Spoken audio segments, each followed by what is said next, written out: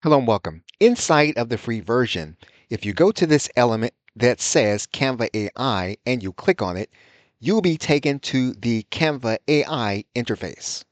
You're going to see a dialog box similar to those that you might see in a chatbot like ChatGPT or Google Gemini. What you can do is you can select the function that you want. You can click on a design function, you can create an image, you can draft a document, or you can select coding if you have coding expertise. You are also going to see an element that allows you to add media. What we can do is we can add any media that we have already uploaded, or we can select the Upload Files button in order to add media.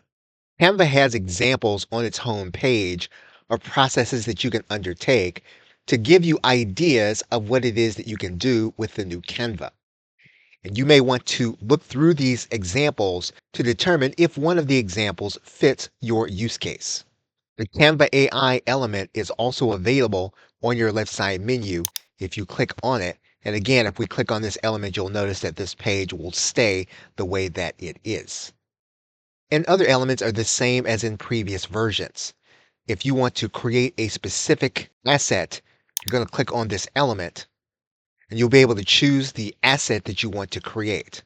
You'll have a home button that will give you a bird's eye view of everything that you have created. If you choose to keep your previous works and projects, you'll be able to keep them here where the left side menu says projects.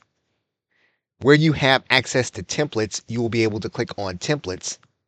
And then the brand element is one that is part of the paid plan.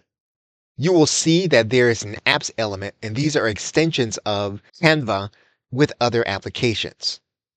At the very bottom, you're going to see notifications from Canva, and Canva will keep track of your activity as well as new events to keep you posted. And you will see your account profile here in the left side menu.